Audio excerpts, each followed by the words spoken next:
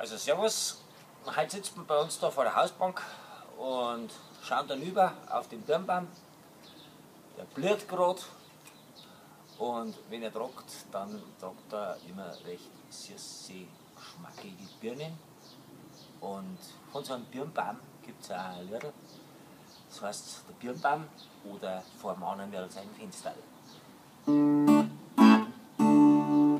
Vorm Anmerl sein Fenster, da steht ein Birnbaum davor. Und der Birnbaum tragt nimmer seit 25 Jahren. Und der Birnbaum tragt nimmer seit 25 Jahren. Aber neulich auf Nacht, da ist ein Birn gewachsen dran. Mit einem Hirderl Kopf und einer Lederhosen an. Ja, mit einem Hirderl Kopf und einer Lederhosen an. Unser Anmerl gelangt aus See und sie brockt sie die Birn.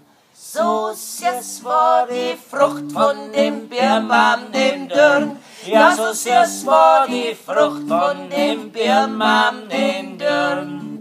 Ja, die Birn war so süß, ja, die Birn war so geschmack. Wie kann jetzt das sein, dass er so bitter wird danach? Ja, wie kann jetzt das sein, dass er so bitter wird danach? Der Wirn liegt der Früchterl, ja, wer kann da dafür? Ich nicht, sagt der Birnbaum, bin ja schon so lang dürr.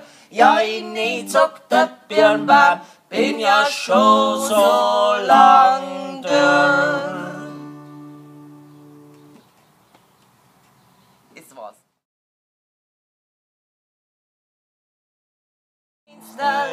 Steht ein Birnbaum davor und der Birnbaum tragt nimmer seit 5 Jahren.